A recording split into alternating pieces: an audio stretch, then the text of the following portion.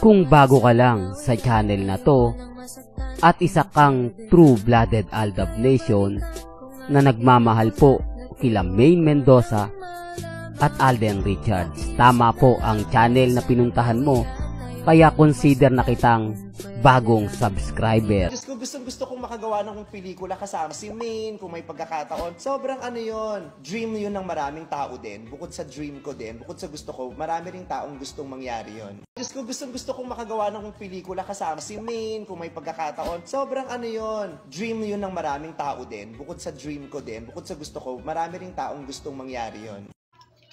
Welcome back mga kaaldab. Ito na naman po ang inyong lingkod, si Mr. Destiny. At syempre magbibigay na naman tayo ng pinakamagandang update po ngayon sa social media. Ito yung latest performance ni Mengay kahapon mga kaaldab. Sa mga nakapanood, kitang-kita nyo naman po na fresh si Mengay. Bago natin talakayin yung kay Vice Ganda, pansin nyo, ito nga po ba yung buntis? Ito nga po ba yung pinagkakalat nila na kumbaga manganganak na at malapit ng magkaanak? Una sa lahat, 30 years old na po si Mengay. Masela na po ito kapag nagbuntis. Ang ibig kong sabihin o ang pinupunto natin, hindi na po siya katulad ng dati na po pwede pong gumawa ng ganito, gumawa ng ganon. Di po ba? Halos lahat po masasabi na kakaiba. Di po ba? Kaya nga sabi ko sa inyo, may mga bagay-bagay po na mahirap po talagang ipaliwanag. Di po ba? Lalo na nga po kapag tayo yung mismong nakakita, tayo mismo yung nakakapanood. Sabi ko nga po sa inyo, dito po sa channel ni Mr. Destiny, marami po kayo maiintindihan at maunawaan.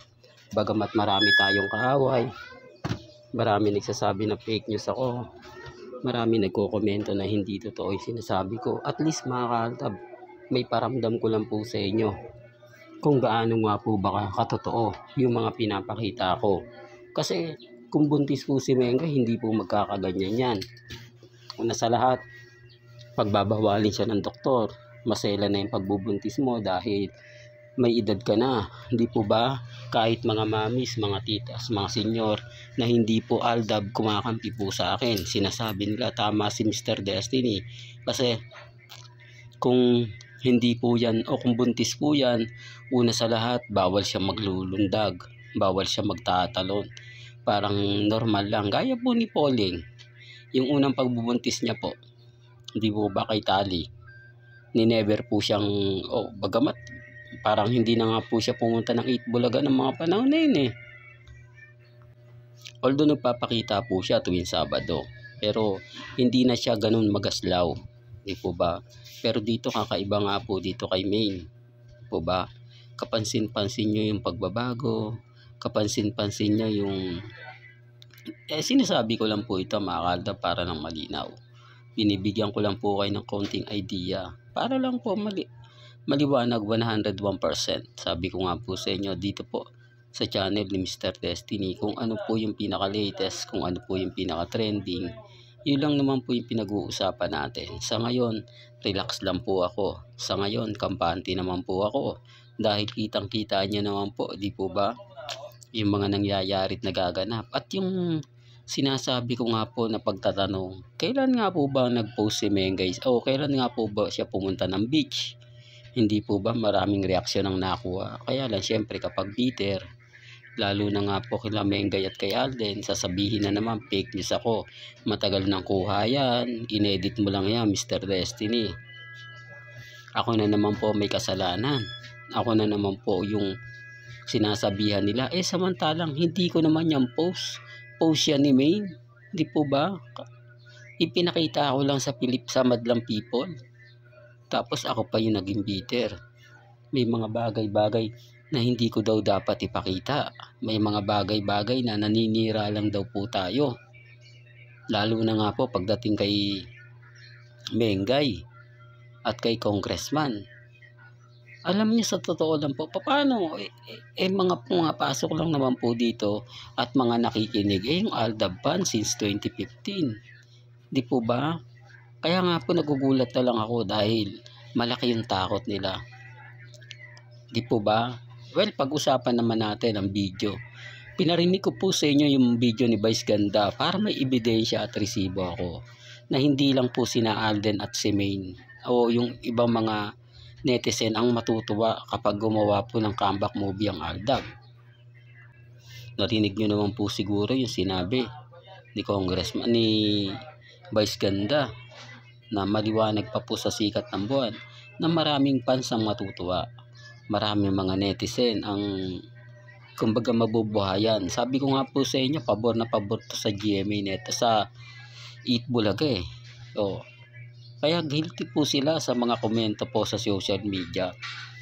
Sa Eat Bulaga na, ko, puro Aldab fans lang naman yung nagko-comment sa Eat Bulaga eh. Wala namang ano dyan, digit. Yung iba, ano lang yan. Ulitin ko lang po, sa dami ng mga fans sa Eat Bulaga at sa baba ng ratings ng Eat Bulaga, kailangan po nilang gumawa ng magic. Kailangan nilang kumbaga yung ibahin yung taktika. Kasi hindi talaga makakagawa kung ganun at ganun lang gagawin. Kung yung sinasabi nila na ganyan, ganito, yun lang po ipapakita nila. Wala po, di po ba? Wala po talagang kabuhay-buhay. Pero nandyan na po yung point na tama ka Mr. Destiny kasi ganito, kasi ganyan. Oh, ang problema lang po mga ka-Aldab, kapag ka nag-react kayo, na pabor kayo sa akin, dami ko na kayo. Una sa lahat, sasabihin, binayaran ko yan. Di po ba? Pangalawa, sasabihin nila, naku, ano yan, mga alagad yan ni Mr. Destiny. Mga dami account yan. Yun ang masakit doon. Pero hindi po nila alam na hindi po tayo magkakakilala. Hindi po nila alam na, kumbaga, may sarili po kayong account. Di po ba? Sa dami kasi ng mga nagre-react. Pati sa inyo, Master Joey De Leon, pabor na pabor po sa pagbabalik ng Aldab. Kasi alam nila na magiging bahagi po sila. Alam nila na kapag nag-trending ang Aldab, kasama sila. Kasi sila po naman talaga yung bumuo eh. Di po ba? Hindi naman po GMA ang bumuo ng Aldab. Ang Eat Bulaga. Kaya una sa lahat na kumbaga aani ng papuri ang Eat Bulaga. Hindi po ba? Tama yung sinasabi ko. Kaya lang siyempre maraming bitter, maraming magre-react, maraming magkokomento, maraming magsasabi na fake news. Na normal lang naman po yun. Hindi po ba? Kasi sa dami po ng mga sinasabi ng iba, pahayag po ng iba, hindi mo na talaga alam kung sino yung paniniwalaan mo. Hindi mo na alam kung sino yung sasabihin mo nagsasabi ng totoo. Hindi po ba? Kaya relax lang po kayo. Tuloy na tuloy po yung Aldab movie. Kaya nga po natatakot sila eh. Kaya nga po yung mga bitter po sa akin, di po ba? Walang ginawa kundi anuhan tayo. Hindi din matutuloy yan. Yung kinukontra tayo. Takot sila na ma-expose. Takot sila na, di po ba, na malaman yung buong istorya at buong kwento. Kaya nga sabi ko sa inyo, hindi ako basta-basta nagpapa-apekto. Hindi tayo basta-basta nagpapatinag kasi alam po natin yung senaryo. Alam natin na hindi po pwede yung mga sinasabi nila, na hindi po pwede yung mga pinapaliwanag nila. Gusto nila tayong tumigil para wala na nga po raw Aldab. Dahil pag tumigil nga po tayo, abay syempre iba na po yung senaryo. Iba na po yung kwento. Di po ba? Yun naman po yung sinasabi nila. Pero okay lang po yan. Normal lang po sa akin yan. Ang importante lang naman po kay Mr. Destiny, maging updated kayo. Ano man po yung mga nababasa ninyo sa Instagram, sa Twitter, sa Facebook. Relax lang po kayo. Darating din po yung point mga ka-Aldab na tayo yung wagi. Tayo yung panalo. Hindi man ngayon, hindi man bukas. At least mararamdaman natin yung presensya ng Aldab. Kaya sa mga mamis, sa mga titas na nagmamahal po sa Aldab Nation at syempre kay Mr. Destiny, mabuhay po kayo hanggang gusto po ninyo. Hanggang dumating po yung point na tayo naman po yung pag-uusapan at tayo naman po yung magte-trending. Sa ngayon, relax lang po kayo. Wag po kayong magpapa-apekto. Well, hanggang dito na lang po. ang ating latest updates. Kaya kung gusto nyo pa po ng pinaka-latest at sariwang update, abay tumutok lang po kayo dito po sa channel ni Mr. Destiny para updated po kayo sa mga bago at sa mga latest na i-upload po natin maya maya lang. Hanggang sa muli, salamat po sa panonood at pakikinig.